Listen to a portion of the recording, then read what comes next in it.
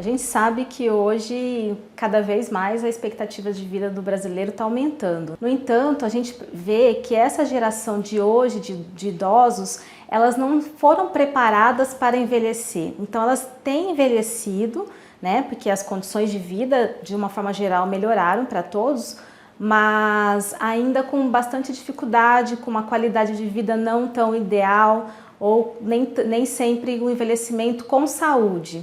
Então, quando a gente fala de longevidade saudável, a ideia é envelhecer, mas envelhecer bem, com saúde, com qualidade de vida, preservando a autonomia, preservando independência e não na condição associada necessariamente à doença. Na prática, a gente sabe que o envelhecimento começa aos 30 anos.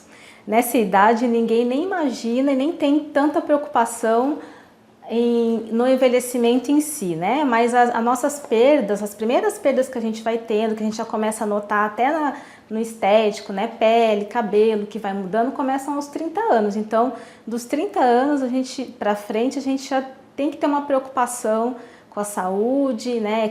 Com a prevenção de doenças. A geriatria, formalmente, a gente considera para os idosos acima de 60 anos, mas a ideia é fazer prevenção desde faixas etárias mais novas. Então, assim, aos 40 anos já seria interessante começar um acompanhamento geriátrico. Porque a gente vê assim que muitas vezes nessa faixa etária, a pessoa, a mulher passa na ginecologista, o homem nem sempre faz acompanhamento nenhum.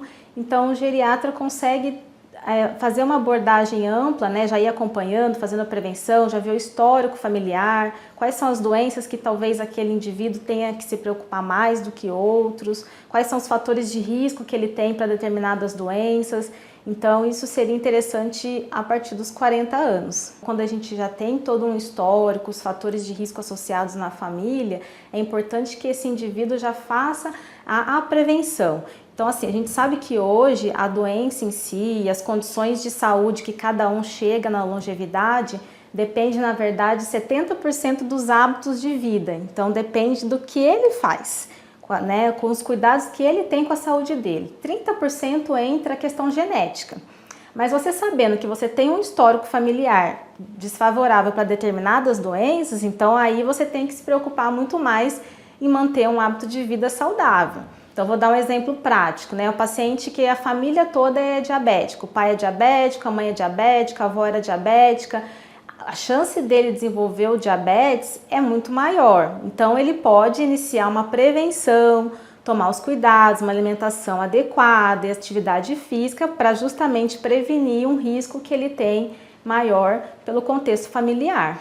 Assim também como algumas doenças oncológicas. A gente já tem dados estatísticos, epidemiológicos de que em 2035, ou seja, daqui 12 anos, a nossa população vai ser majoritariamente idosa. Então, nós teremos mais idosos do que crianças e adolescentes. Isso daqui 12 anos, não é tanto tempo. E em 2050, o Brasil vai ser provavelmente o 5º país do mundo com maior número de idosos.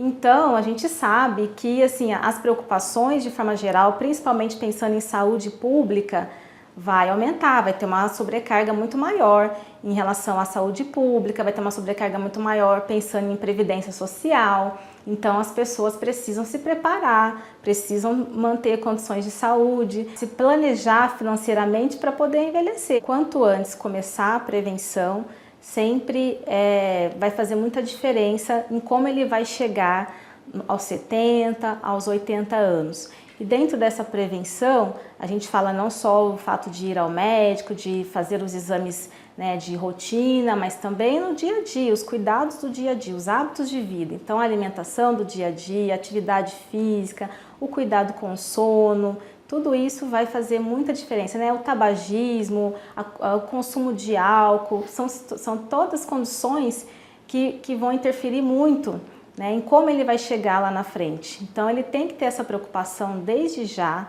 né, e não querer procurar depois de uma situação já instalada, de uma doença já, né, com maior dificuldade aí para poder fazer um tratamento, ou mesmo se tornar uma doença crônica. Então, quanto antes as pessoas tiverem essa consciência, desde adulto, né, desde adulto, de que vão envelhecer e que precisam envelhecer bem.